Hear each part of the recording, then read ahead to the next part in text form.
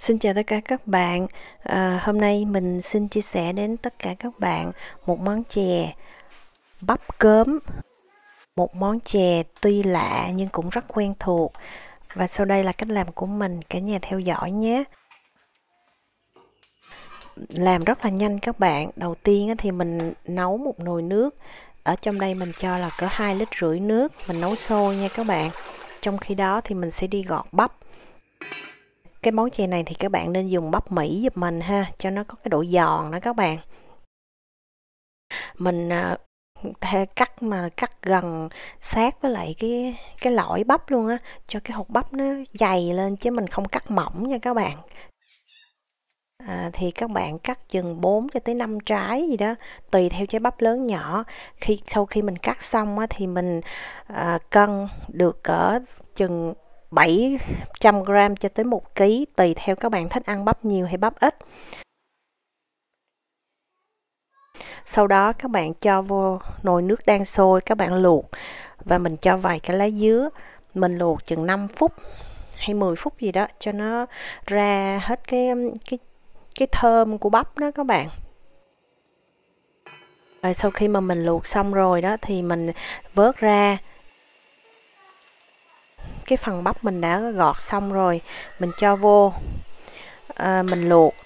Thì mình luộc chừng 10 phút gì đó, khi mà các bạn thấy cái hột bắp mà nó trở trong rồi là được nhé. Trong khi mà mình luộc bắp thì mình sẽ chuẩn bị cái phần cớm. Cớm ở đây mình mua được cái loại cớm là cớm dẹp đó các bạn. Đó, ra chợ Việt Nam là các bạn tìm sẽ có ha. Ở Việt Nam thì các bạn sẽ có rất là nhiều chọn lựa về cớm, và các bạn cũng có thể dùng tới cớm tươi nữa. Còn mình ở đây là cớm khô, thì các bạn rửa qua nước trước cho nó sạch nha các bạn. Cái này á là khi mà gần nấu gần bỏ vô rồi các bạn mới rửa giùm mình nha, không có làm cái công đoạn này không có làm quá sớm, nó sẽ bị hút nước nhiều lắm các bạn. Và mình có chuẩn bị ở đây là 400 ml nước lá dứa, chừng 8 cái lá dứa mình xay với lại 400 ml nước ha. Mình cho thêm là 1/4 muỗng cà phê cái tinh màu lá dứa, và mình trộn chung với lại 300 gram cớm dẹp. Mình ngâm chừng 5 phút. Sau khi mà các bạn đã luộc chừng 10-15 phút, khi mà cái hột bắp mình nó chín, nó trở trong rồi đó, thì bắt đầu các bạn vớt cái lá dứa đó ra và các bạn hớt bọt. Sau đó các bạn cho vô là 400 gram đường phèn nha các bạn, và nửa muỗng cà phê muối. Các bạn thường xuyên hớt bọt nha các bạn. Rồi sau đó các bạn chuẩn bị tới cái phần bột, thì mình có là 150 gram bột sắn dây đó các bạn. Nếu mà các bạn không có thì các bạn dùng bột năng cũng được. Và mình thêm 200 ml nước, mình trộn đều lên. Rồi mình cho vô vào cái nồi chè, mình cũng khuấy đều lên, mình khuấy nhẹ nhàng, mình nấu cho nó sôi trở lại, cho nó trở trong là được. Xong rồi sau đó mình cho hết toàn bộ cái phần cớm dẹp đó vô. Các bạn nấu cho nó sôi lên trở lại là được ha.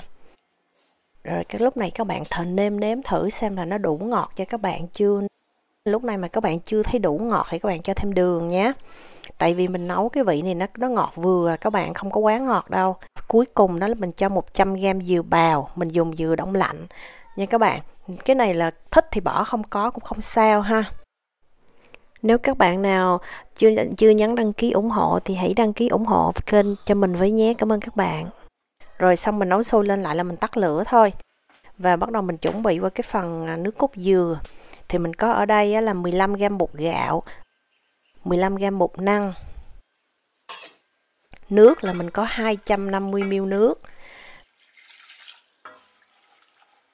Và muối thì mình cần có 1/4 muỗng cà phê muối nhé.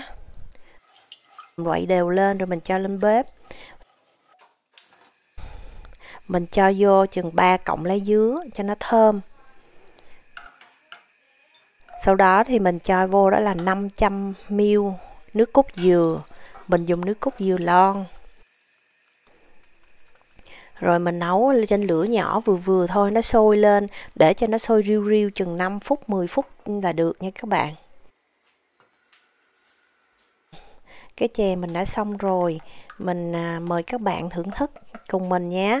Chè này ăn thì nó sẽ rất là dẻo, và cái bắp thì nó giòn, mình cắn trúng hột bắp thì nó giòn, và cái dẻo của cớm đó các bạn, và giòn của cái phần dừa bào nữa, và béo của nước cốt dừa, ăn rất là ngon và rất là lạ miệng.